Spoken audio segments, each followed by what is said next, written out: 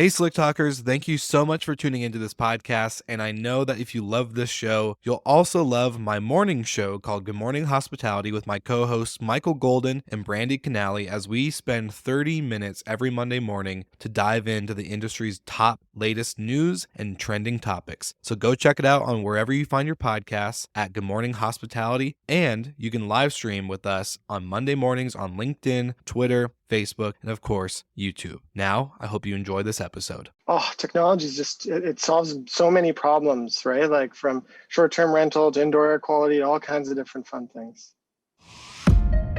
Welcome to Slick Talk, the hospitality podcast where we discuss all things hospitality, hotels, and business. You can find us online at slicktalkthepodcast.com and on every podcast listening platform. All right, everybody, welcome back to Slick Talk, the Hospitality Podcast. Again, I'm your host, Will Slickers, and this is a fun episode because this guest is a special guest. We had him on, man, when was the last time you were on the show? I would say... It's like June or something, I feel like. Yeah, June. Yeah, so today we have Michael, who is the co-founder of Operto and Airset, but you're also a man of many trades. You have a lot of hobbies in the technology space. We also have short-term rentals. You're just incredibly well vast and spread throughout the industry. So it's really cool and exciting to have you back on the show. For also a lot of the listeners that may not know, your first episode when you were talking about Operto and what you guys were building and doing there, actually is still the top listened episode ever out of Slick Talk history. So it's pretty cool to have my number one guest back on the show. that's really exciting. Yeah, well, it's because of Operto, so needed in the industry. Everyone's trying to get their leg up, and I think that's the way. Of course, yeah. No, I was like, I'm probably gonna shoot myself in the foot for saying my number one guest as well. But to all my other guests that have been on the show, you guys are great. Numbers are numbers. It's not about personality. It's just a lucky day, I think. Yeah, that's probably who knows. Maybe it's just a good time to publish a podcast. But man, Michael, catch us up to what you are doing in life.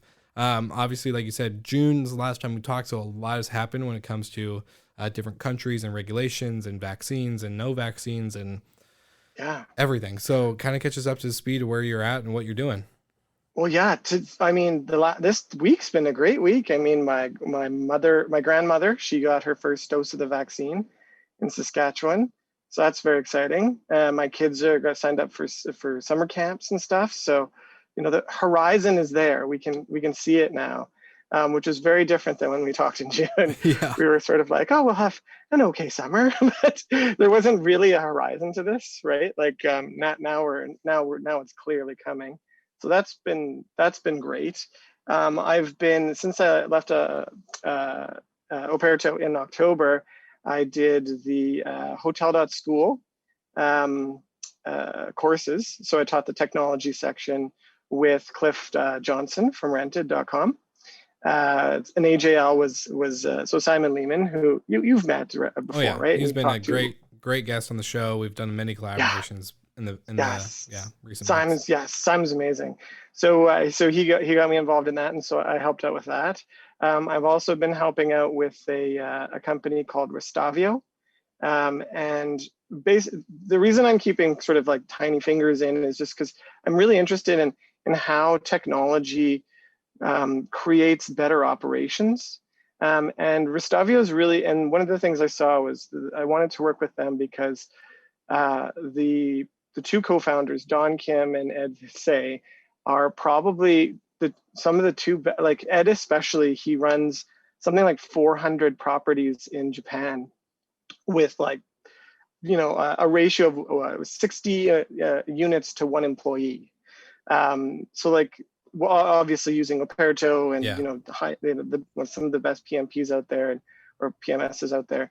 So I really wanted to work with them, and I really wanted to try to help focus them, because I think a lot of what I saw when I was at Operto was that a lot of companies tend to try to do what I call boil the ocean, which is they will try to be a hotel brand and an operations brand, and then they'll build their own software and they'll build so it's one of those things where it's a very difficult thing to execute on all of those things at once. And so what I said was, okay, you're really good at managing guests and managing operations. just do that. Manage operations, manage guests, have someone else manage the client, like the owners of the properties, right? So I would say that they're kind of like Aimbridge, if you've ever heard of Aimbridge. Yeah. So definitely. most people, we've heard of Aimbridge, right? Because we're in the industry, but the average person has no idea who Aimbridge is. But Aimbridge probably was running the last Hyatt you were in. Definitely. Right? Yep. Definitely they were, right? Yeah. So that's kind of the idea. Is Restavio's sort of a next gen, version of that, of Aimbridge. So that's been fun helping them. I've also been helping another company called Roost, which is sort of the opposite end of that spectrum. They're really, really good at managing owners. They have a strong real estate connections, et cetera, et cetera, et cetera. So they just, it's sort of like a pass off. It's like a relay race, right? Get the inventory and then hand it off to the guy who runs and puts the guests in beds. Yeah. So that's been fun. Yeah. No, helping those guys. That's incredible. And so like to go back to the beginning, with just hotel.school, for anyone who's listening, GMH 2020 will get you a good discount at hotel.school to get a course. But it's been really cool to see that initiative come into flourishing and see that. So what was that like working with Cliff? How did that go for setting up a studio and becoming a virtual teacher for a virtual school that's, changing hotel and vacation rentals? It was really interesting. So I recorded everything in Vancouver on a green screen. And while I had the group from Switzerland on the other line, just, video call. And then Cliff had just a tremendous difficulty trying to get his session recorded. So his is actually an avatar. So it's not actually Cliff physically. It's so cool. It looks, you'd think it was him, but it's not. Interesting. So super cool like a cartoon avatar, or does it look like? No, like a person. It looks like a real, well, I mean, if you know him, you wouldn't know it's not him. Yeah. Interesting. That's cool. That's really cool. Yeah. Yeah. Wow. So it's, and it's perfect for a technology course, right? Yeah. For one of the teachers to be an avatar. Yeah. No, it's like one step closer to holograms, the virtual Star Wars, like futuristic hologram. We're just going to be teleporting virtually, basically. Yeah. And so coordination with him is mostly, like this, over Zoom or what have you. And then by email, and then, we'd share a Google Doc and we'd be passing around the way that we didn't want to overlap in each other's content. Yeah. So he focused on sort of big data, which I love. I mean, I love it, but he's a way better person to talk about big data in sort of like having Andrew Kitchell, right? Like that's a guy who you'd want to have talk about pricing dynamics and data in the space. It's not me. They would definitely be one of those two guys, right? Yeah. So he covered that. I'm more of the sort of like ops sort of person when it comes to using technology. Well, like you and I were talking the other day about Mixmax and Airtable, and that's the stuff that stuff's fun for me. No, I was gonna say, and they complement each other very well, especially with Cliff and the amount of access to data that they have with Rented and what they're doing. It's just, I can only imagine, right? That's just probably super, super intense. And I imagine it as like the Matrix, right? You got like a bunch of green numbers and black screen in the background just flying around and all these sounds going. It's probably pretty intense. Yeah, it's really intense, and I'm fascinated in data. I'm better at speaking in data when it comes to air quality these days, though, because that's sort of the matrix that I've been looking at is air quality data. So I was gonna say as we should be, obviously, for the current situation. So we've talked about hotel school, Restavio, and now kind of walk us behind what AirSet is. You've co-founded Operto, which is focused on ops and optimization of the properties, functions, thermostats, all these types of stuff. But now, what is AirSet? Mm-hmm. AirSet is similar-ish in that it's also IoT, Internet of Things devices. One of the devices that we use at Operto is, we call it, it's kind of like they use it as a party squasher. So it has 4 sensors on it. The 2 most useful bits are CO2, which is carbon dioxide, which is what you breathe out, not to be confused with carbon monoxide. Yeah. That's the one that's going to kill you. Carbon monoxide is also not great for you, but won't kill you. Well, at really high levels, it could. It's 10,000 parts per million, but that's a different story. Like that's a crazy number, by the way. Like it's a really crazy number. Outdoor air is in like where we have really great air quality. It's like 350 parts per million. Okay. Like New York's probably 550, right? So 10,000 is, that's a very high number. It's very hard to get to that number. Well, I was gonna say that's like when the noise aware team tried to explain to me, decibel levels and how that works inside a building, and like I was like, no way, that's the only difference between 10 decibels is this and that, and it could be pretty interesting. Yeah, the sound. So the other one that it had on there was sound, and you're right, sound is an interesting one because it's almost like the Richter scale. So for every little one you go up, it's actually a 10-fold increase. So those are the two sensors that were the most useful in figuring out a party, right? Noise is going to tell you a bit, and CO2, because we breathe it out, is going to tell you. It's a really good proxy for how many people are in a space. Yeah, so that's what we were using it for. And one of the things, like I've been looking at indoor air quality because my background is obviously in sort of like I'm a buildings guy. Yeah. So the first company that I founded is a company called Edge Consultants with my business partner, Owen Hayes, who is, and Owen is one of the sort of best energy simulation we say energy simulation, but it's like building performance simulation people that I've ever met with, which is why we partnered back in 2015.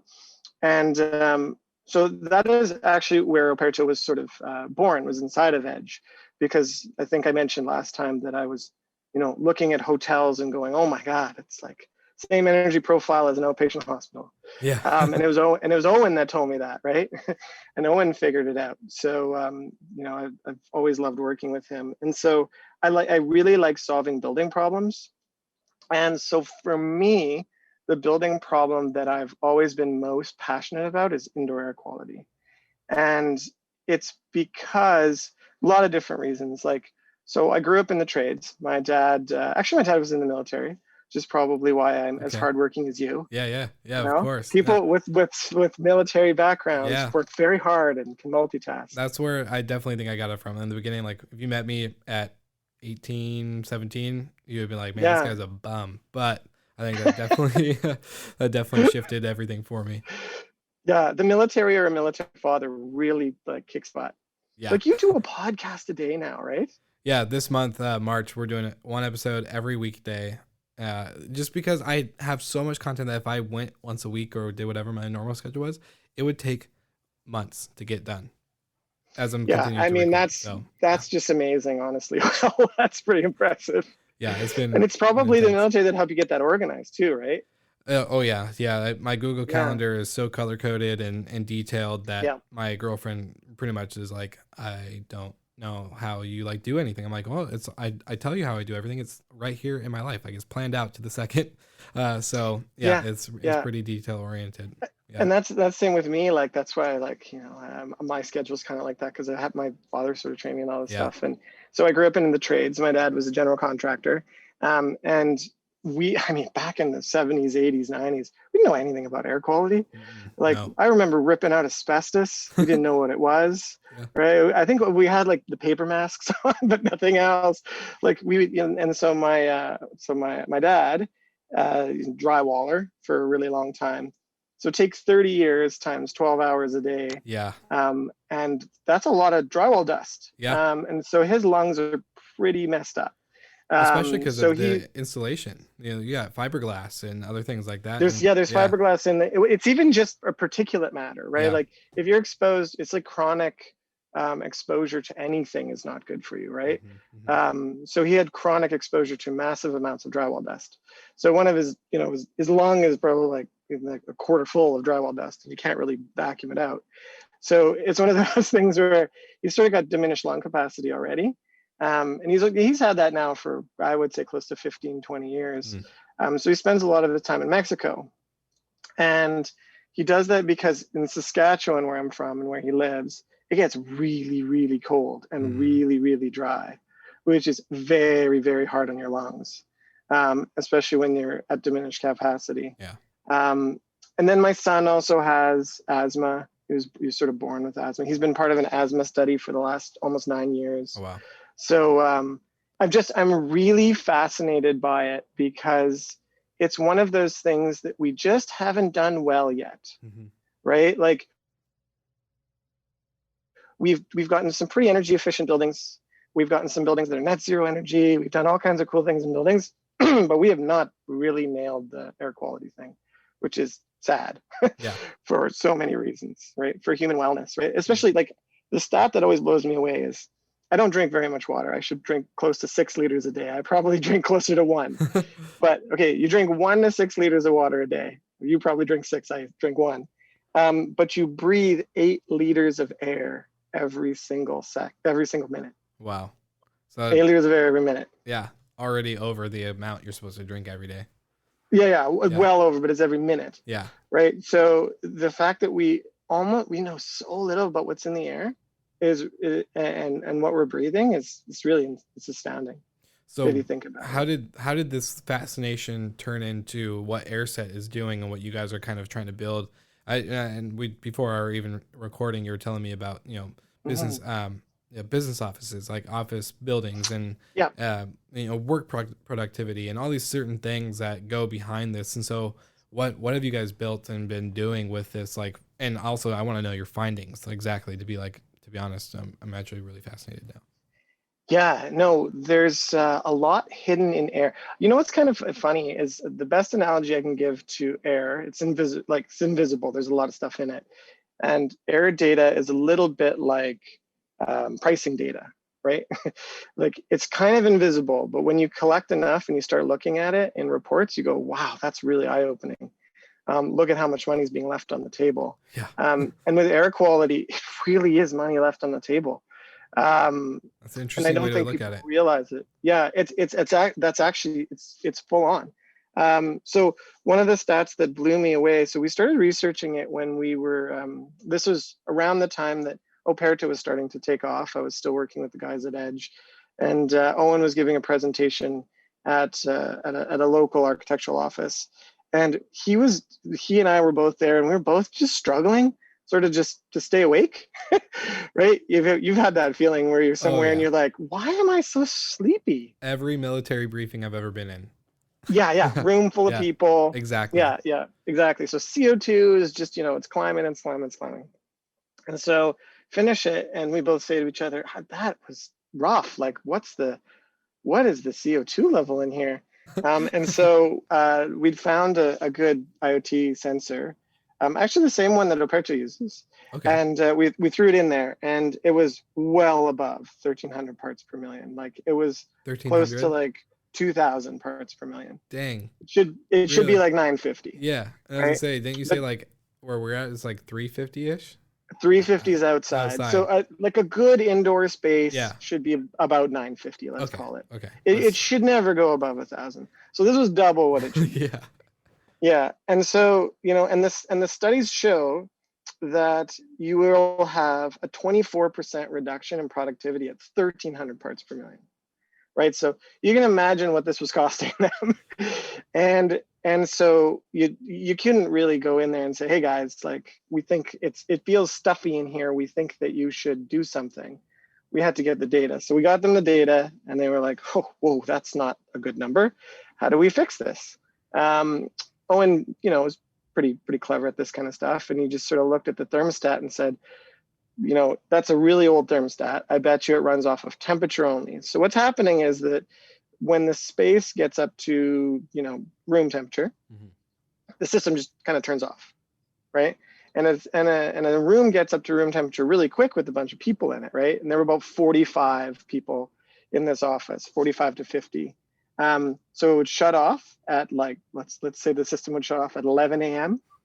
And after that, it's just the air that's in there, right? No other outside air is coming in except for when the door opens every once in a while. Wow. So he put an Ecobee thermostat on there and just set the fan to run every 30 minutes.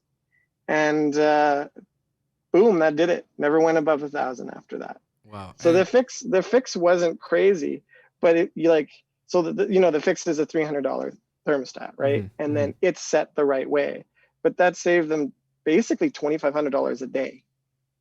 Like if you take lost labor, like, and I'm not even using the 24% number. I'm using just 10, right? If you said there was a 10% reduction in productivity because people were, well, CO2 is the worst one, right? Because it's fatigue and dizziness. Yeah. Yeah, it's an instantaneous payback. Like, and so when we realized that it was literally like a minute payback on installation of device, its runtime, and then any fixes, it was like, yeah, we need to figure out a way to be building something around this platform. So what are you guys building around this? Because I can only imagine maybe like one, the difference that the employees were feeling after just a simple $300 thermostat, the fan on 30 minutes at a time. Yeah, just every 30 minutes just runs for 10 minutes. Yeah. It's all good. Yeah. Exactly. So what are you guys now building around this? Like what's the goal to, obviously I think it definitely is going to apply to office buildings and stuff like that. You guys are experimenting and finding this information in, but what's this now product, I guess? Is there a product behind the findings? Yeah, the product is really the data. Like it, it's kind of like Wheelhouse, right? Like it's the data. I love that. And where we collect the data from is a variety of different IoT sensors. We're sensor, sort of like what I said with Operto. We're sensor agnostic, but we've curated the sensors we're using really well. And because AirSet's really focused on commercial buildings, it's a pretty robust commercial sensor. It's not sort of 3 measurement points, it's 13 to 20. There's a lot of invisible stuff in there. Imagine that. Stuff in here. What's that? Yeah, imagine that while we're in the middle of a global pandemic. No big deal. No, exactly. So yeah, that's what we've done. So we have sensors that we use. Well, it's kind of, there's also an aspect to this of, think of, you're way too young to remember this. You weren't even born. Sorry. Well, I'm gonna. That's okay. But early days of sort of like companies getting computers, they barely knew how to set them up, which is where sort of managed IT services really sort of took off. So we're doing a portion of that because this is still early days of IoT sensors, early days of connecting them. In a lot of the businesses we're working with, like for example, banks, we're not allowed to connect to their Wi-Fi network. So now we have to create a managed sort of cellular network along the side. So we manage that portion as well. And then we've also got, a dashboard and reporting. So, same as like you get a revenue report, we give you an air quality report with KPIs, and they're it's similar in that regard. That's really interesting. I love the wheelhouse analogy, just because I think it's just a pool of data from all these certain touch points on everything, which then can help you make adjustments as needed, or even find ways to automate those adjustments to correct themselves as things change. Exactly. Yeah. That's exactly right. Yeah. So we have an API which we make available to like the controls contractors, so that they can, more like you'd be surprised how not smart buildings are. Like if you think about it, they're not smart because they only have 2 points of data that they're dynamic on. And usually it's only one. Like in that example I gave you at first, it was temperature, nothing else.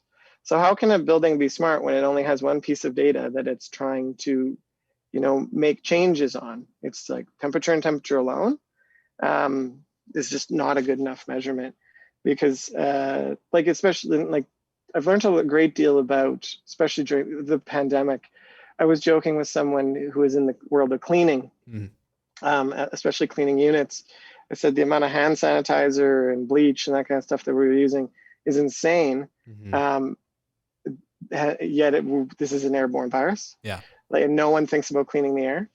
And it's one of those things where it's like you're probably going to do a better job by throwing in a humidifier and opening the windows than for bleaching every surface for 20 minutes. Well, I was gonna say, because like the cleaning aspect, you're supposed to wipe down stuff, like that's pretty normal and standardized. But exactly, the bleach and the sanitizer, that's a lot of chemicals in the air.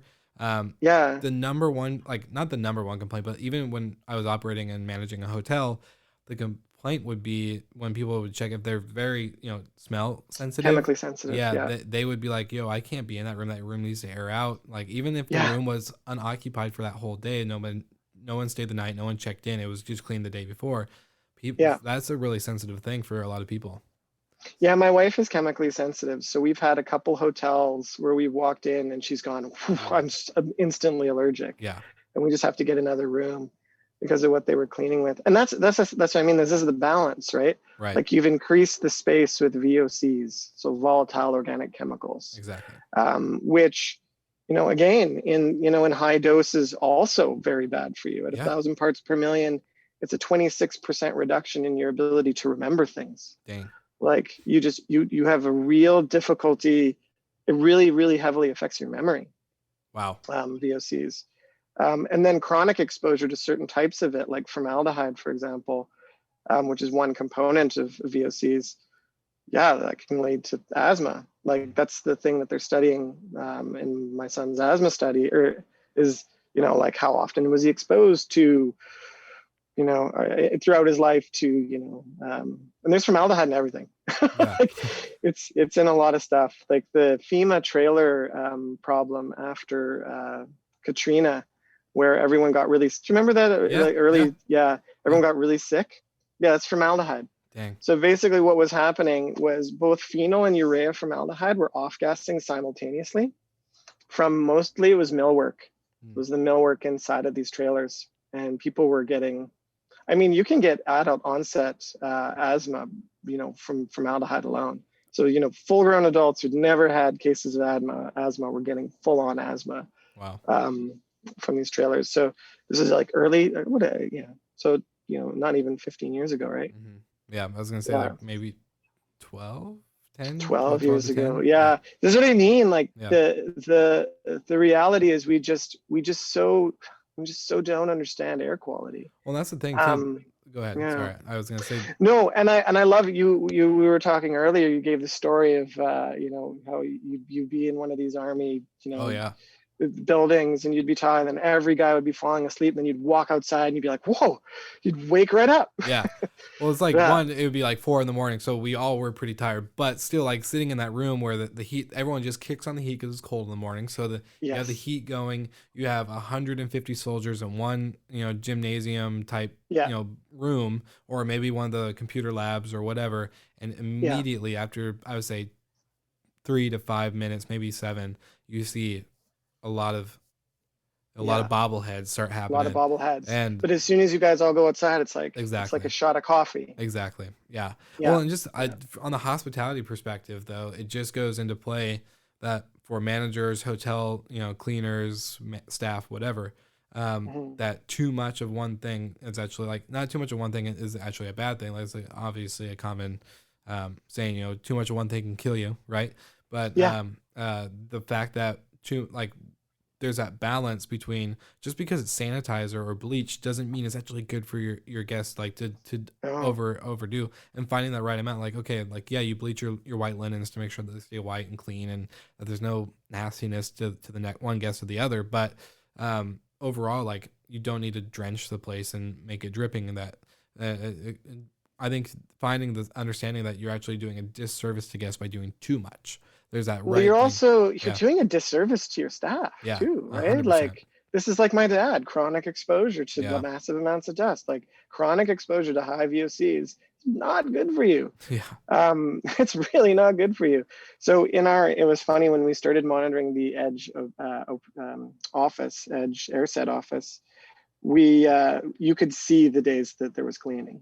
Like, the VOCs would go through the roof. Wow. And so, most of the time they were cleaning on the weekend. So, it would sort of mostly air out by the time we got there. But these poor people are dealing with very high levels pretty much all day long.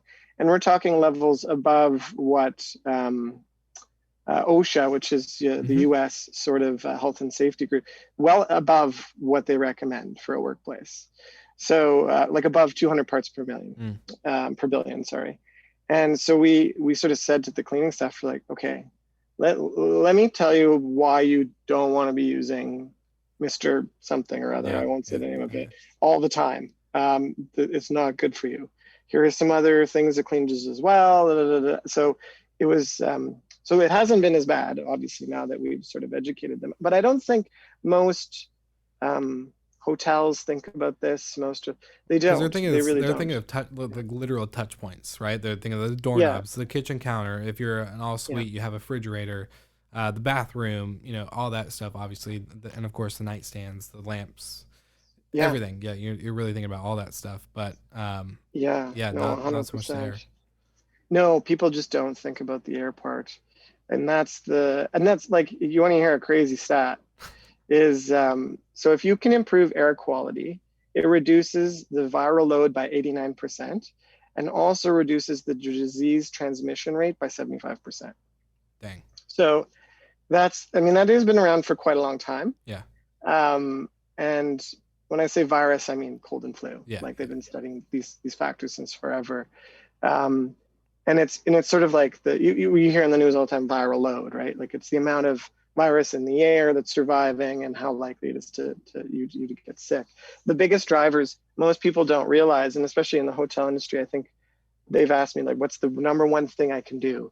And I always said, add humidification. Because humidity is really, really linked to transmissibility. So for example, I've done lots of hospitals over the years with Owen and the rest of the team at Edge, and operating rooms always have an operating relative humidity between about 40 to 60% relative humidity, because just generally transmissibility is reduced.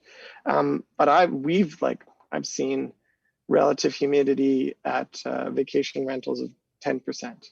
I've been in hotels where it was easily that. You wake up feeling mummified. Especially in the winter, right? Because it's really bad in the winter, because you're heating freezing cold air to room temperature air, which just pulls all the moisture out of it, which is, surprise, surprise, why cold and flu season is always worse in the winter. Because people go indoor, the indoor conditions are dried out. So that's why I say, like, humidity. You can add it just for guest comfort. And even if you don't believe me on the transmissibility side, it's more comfortable to be in 40 to 60 than it is 2. So you think 5 or 10. 40 to 60 is that good range for most? 40 to 60 is the ideal. Like, I would say 30 to 60 is just as good, but like, ideal is 40 to 60. Interesting. But it's hard to get to 60 when the outdoor air temperature is freezing and you're trying to get it to room temperature. Like, it ain't easy. So vacation rental operators or hotels, do they put humidifiers in every room? Like, what's that look like to getting up to the ideal level? Well, you can add it to the HVAC system. That's the best, most effective way to do it. But it's so rarely added to projects. Like, I'm always surprised. Commercial offices in most places in the US have it. And in most places in Canada, for whatever reason, it's not added to commercial offices in BC all the time, because there's this notion that because we're in a rainforest, it's always nice and humid. They forget that when you heat air, it pulls the humidity out of it and it gets dry. Same thing when you're conditioning air, though, too. Like, if you're in the deep south and it's really humid outside and you're cooling like crazy, you're going to pull all the moisture out of the air. Dang. So you can create the same conditions. Yeah, man, that's so much behind it that I just can't imagine. This is such a new world for me. And we're always talking about guest experience, destinations. Like, there's so much to unpack in that stuff. But then you think about the air quality and what you guys are doing with AirSet and just Operto and how they all tie together. That's way more than, like, I can only be an expert in one thing, and I don't think I could go into all that stuff. That's so much. Well, I'm a generalist in all of it. And most of this data is from, people way smarter than me, like people from Harvard. One of my favorite guys to follow is Dr. Joseph Allen. He's got great stuff on indoor air quality, and especially he's like the most popular guy to talk to now around COVID, because he wrote some of the seminal papers around a lot of this stuff. He's also done most of the research for productivity. Interesting.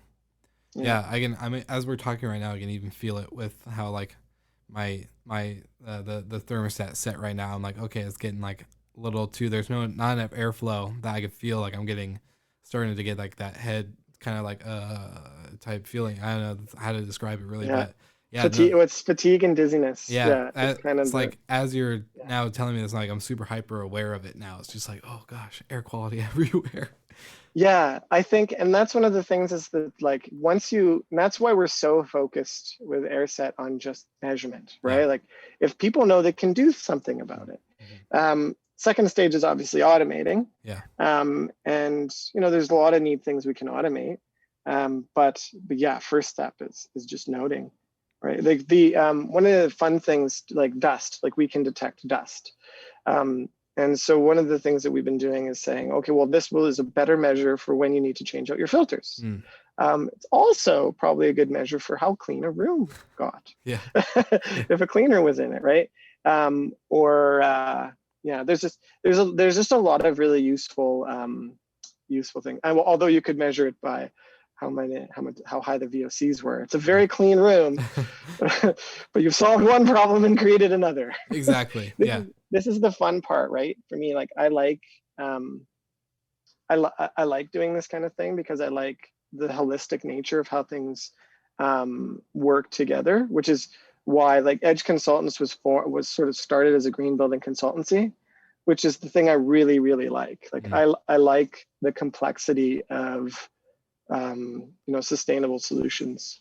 Well, when I get my first hotel, you're the man I'm calling. I'm getting I'm getting everything. I'm like, all right, we're doing it. We're making sure that no bad air quality, no bad thermostats, no nothing. We're going all out for everything that we're doing because I'm there. I'll do it for free. This sounds fun.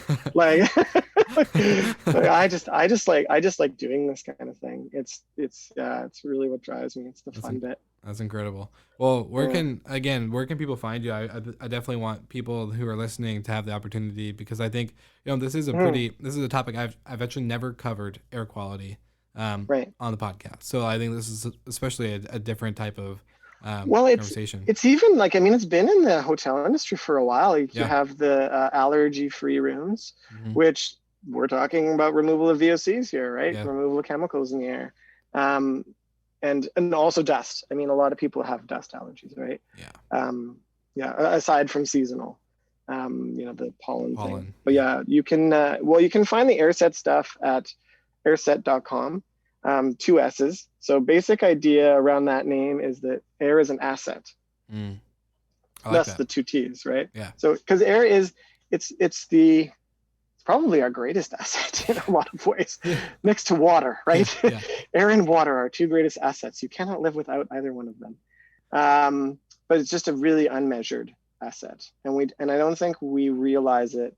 Like if the head of HR ever realized how important air quality was, like even temperature, like a lot of people don't realize that if you get to 33 degrees Celsius or 91 Fahrenheit, people's productivity drops by 24%. Sorry, 15%. Okay.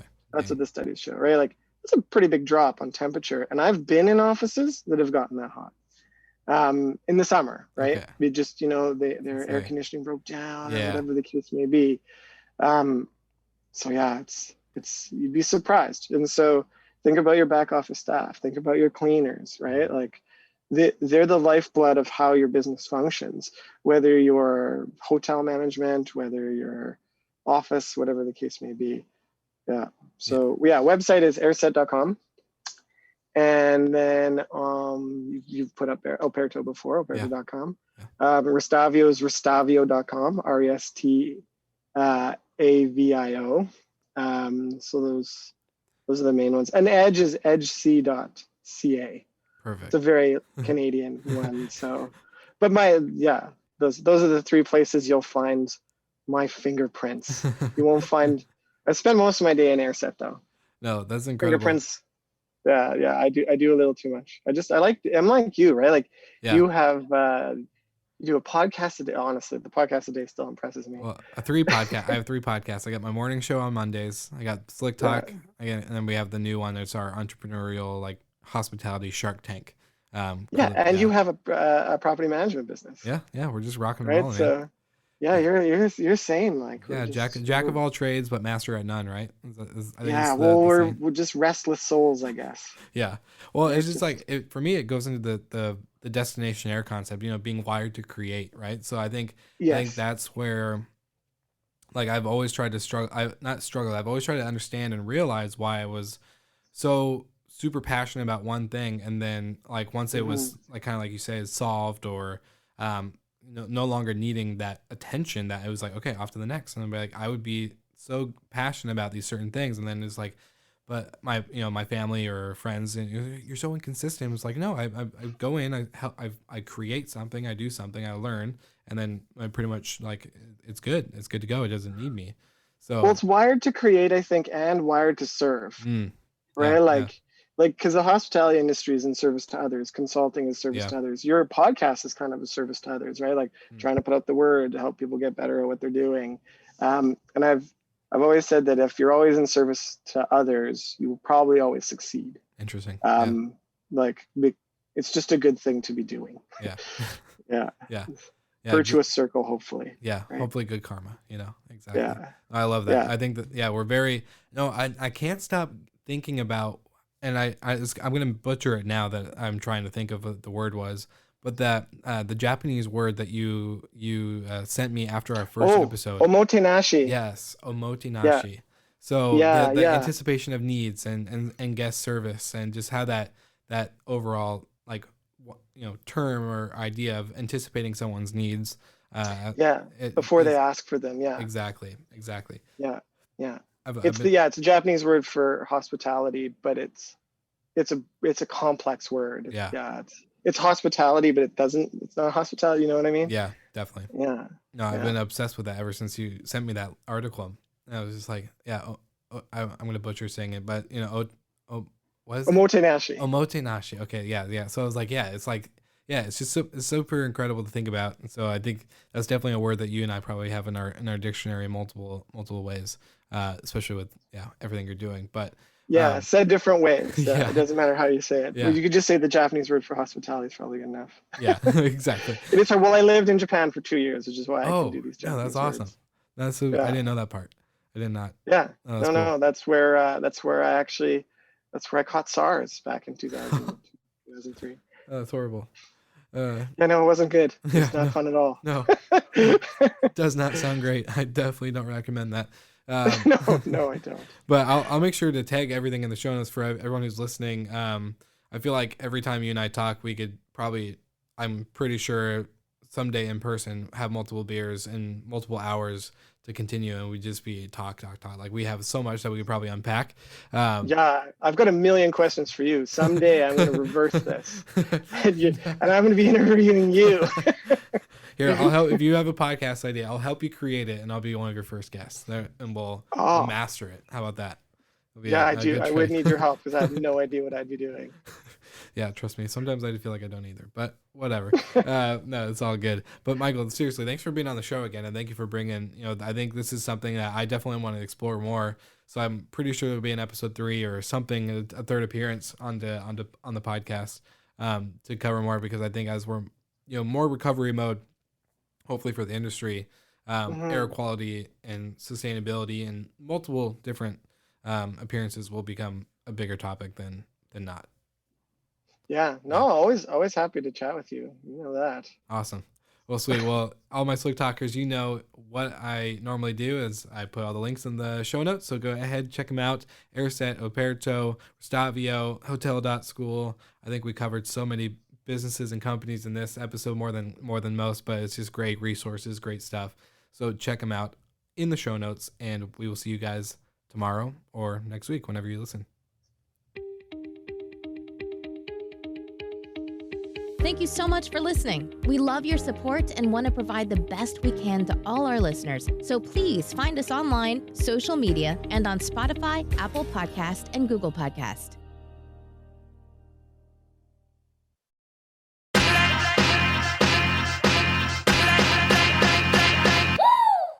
What's up, everybody? If you've gotten this far into the episode of Slick Talk, the Hospitality Podcast, then you are amazing, and thank you so much for tuning in. We want to send you two places really quickly. If you can, check out the show notes and click the hospitality.fm link. Check out all of our other shows on the podcast network. And don't forget, if you have someone that you want to hear on the podcast, then fill out the guest fill out form so that way we can get them on the show. Thank you so much for tuning in, and I hope you enjoy another episode of Slick Talk, the Hospitality Podcast.